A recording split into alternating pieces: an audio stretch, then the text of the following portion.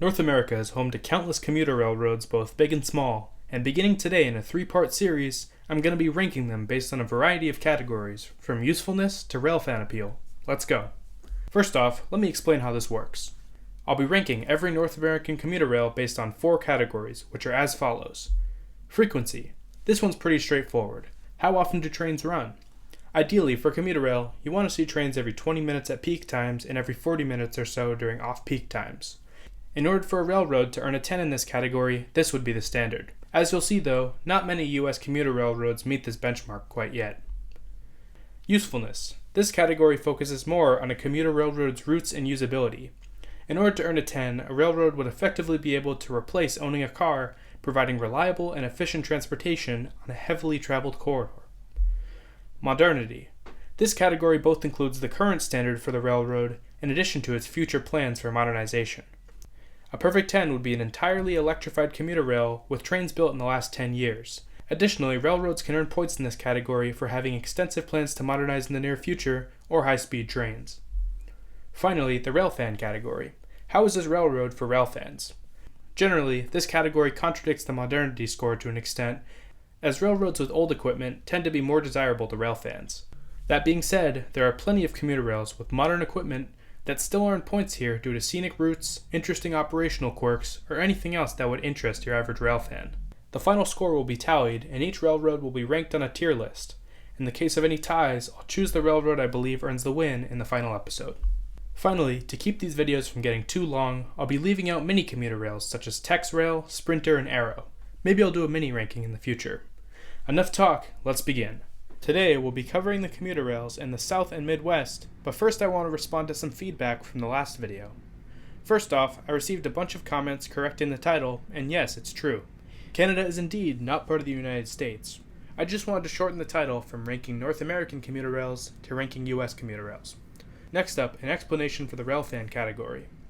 This video is meant to appeal to a wide audience of railfans, transit fans, and urbanists, so that's why I included the railfan category. A railroad's railfan appeal is entirely irrelevant to its functionality, but again, I'm trying to appeal to a wide audience here. Additionally, when I take away a railroad's railfan points for using electric multiple units, this doesn't necessarily reflect my personal opinion. I personally love EMUs, and they're objectively better for operations than push-pull trains. I just think the average railfan prefers locomotives to self-propelled cars. Anyway, with that said, let's begin today's ranking, starting in the South with SunRail.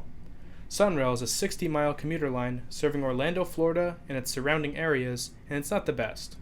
In terms of frequency, it's actually not bad though.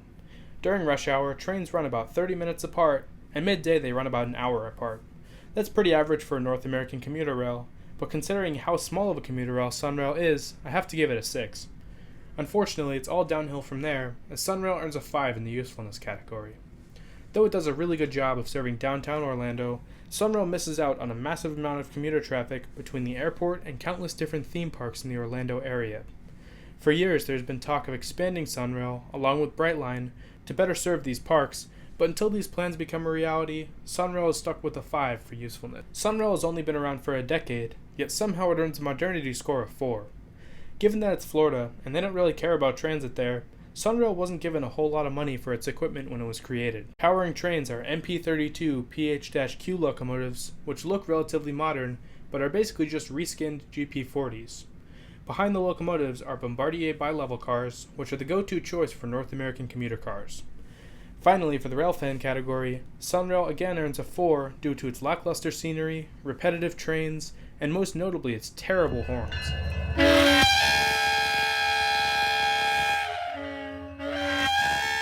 For some reason, SunRail by far has the worst sounding horns of any railroad probably ever. It does earn points back though for its MP32 locomotives, as SunRail is the only operator of them and will most likely continue to be their only operator. Overall, SunRail earns a 19 out of 40, placing it in the D tier. Florida's other commuter rail, TriRail, isn't too unlike SunRail, suffering from a severe lack of funding. That being said, it serves a much busier corridor between Miami and West Palm Beach at the same frequency as SunRail. This earns it a 5, as given its size, TriRail's train frequency is just about average. Next up, for usefulness, TriRail earns a 6.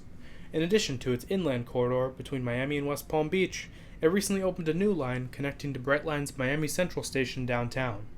This makes it even more convenient to travel out of Miami as opposed to Miami Airport, and that gives this railroad a slightly above average usefulness rating.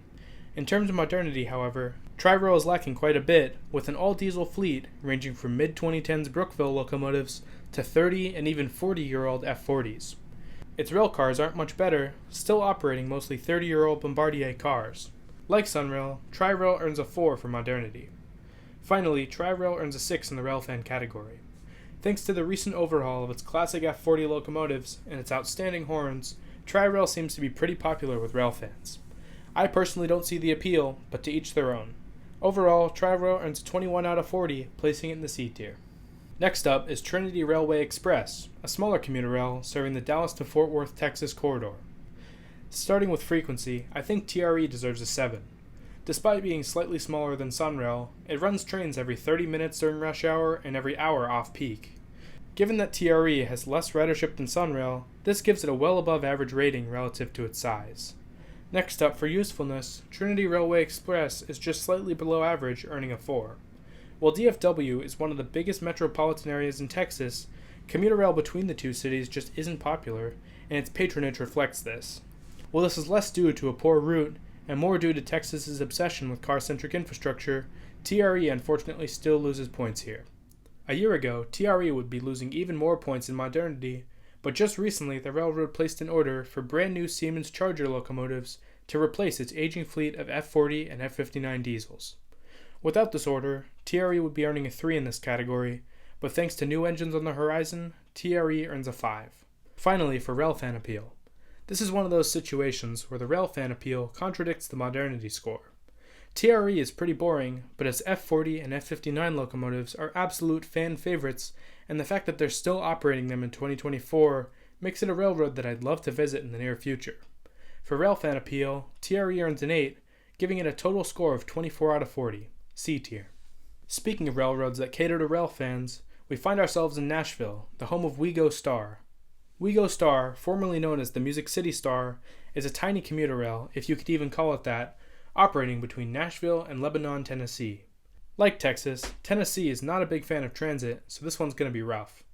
Starting off with frequency, WeGo earns a 3, running only 6 trains a day in each direction. If you're traveling during rush hour between Nashville and Lebanon, this can maybe be a viable form of transportation.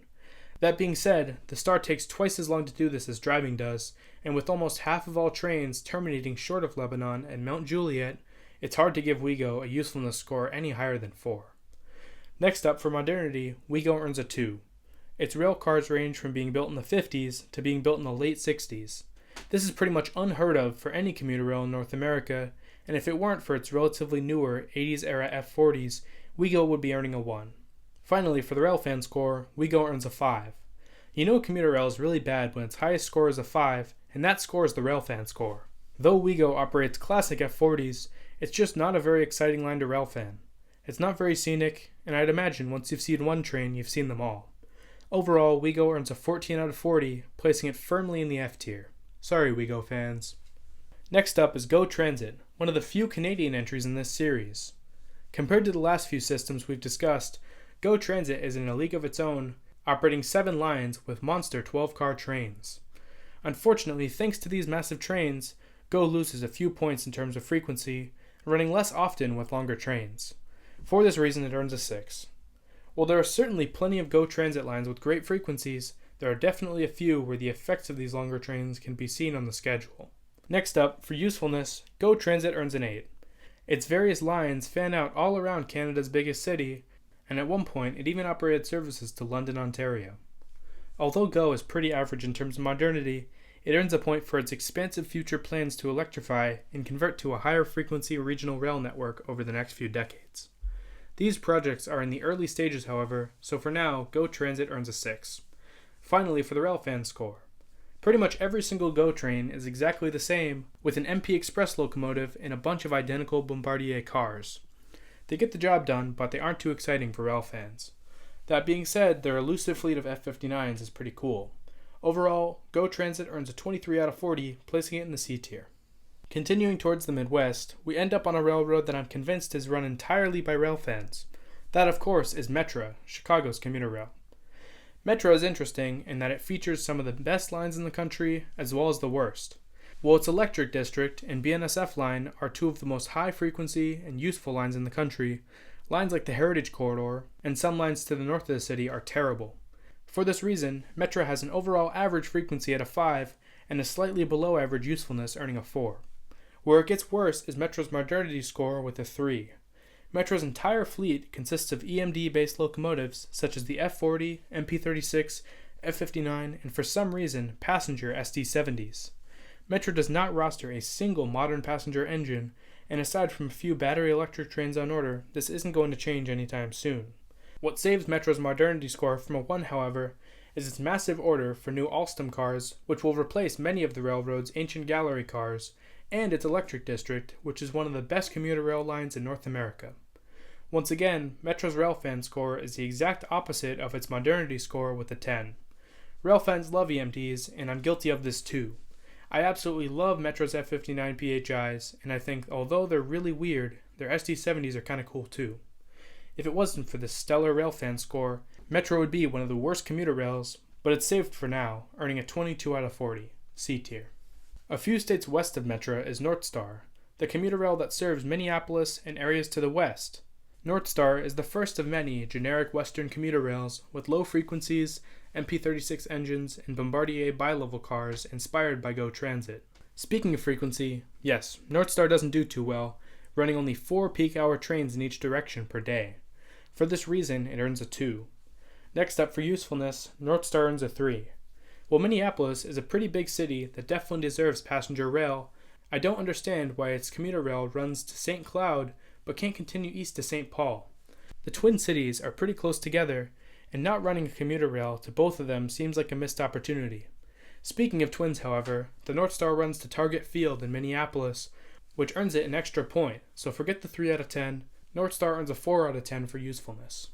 Despite the fact that not many people ride Northstar, it actually has enough funding for relatively modern equipment. Both its locomotives and cars are just over a decade old, and are completely acceptable equipment for such a small corridor. 6 out of 10 for modernity. Finally, for the Railfan score, Northstar earns a 3. It's just so generic. The scenery isn't great, its trains are all the same, and they only run 8 a day. Just not good. Overall, Northstar earns a 15 out of 40, otherwise known as the dreaded F tier. Finally, back to Chicago, where we take a look at the last interurban in America. The South Shore line runs between Millennium Station in Chicago and South Bend, Indiana, on a fully electrified corridor with electric multiple units. Despite its age, South Shore line is one of my favorite commuter rails in the Midwest. In terms of frequency, the South Shore runs trains every 30-ish minutes during rush hour and every hour or so during off-peak times. That sounds like a 6 to me. The 6 score continues with a slightly above average usefulness score. While Chicago to South Bend isn't the busiest corridor, the South Shore line interurban is able to serve small communities all throughout northwest Indiana. Next up, in terms of modernity, the South Shore line earns a 6. Well, yes, it is electrified, it's also super old.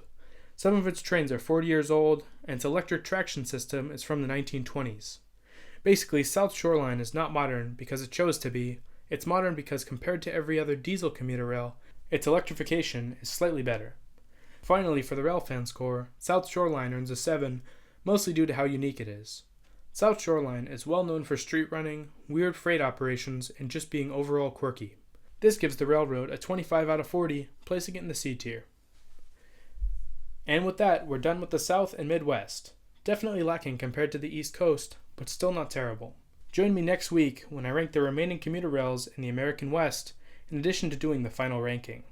Thanks for watching, and I'll see you then.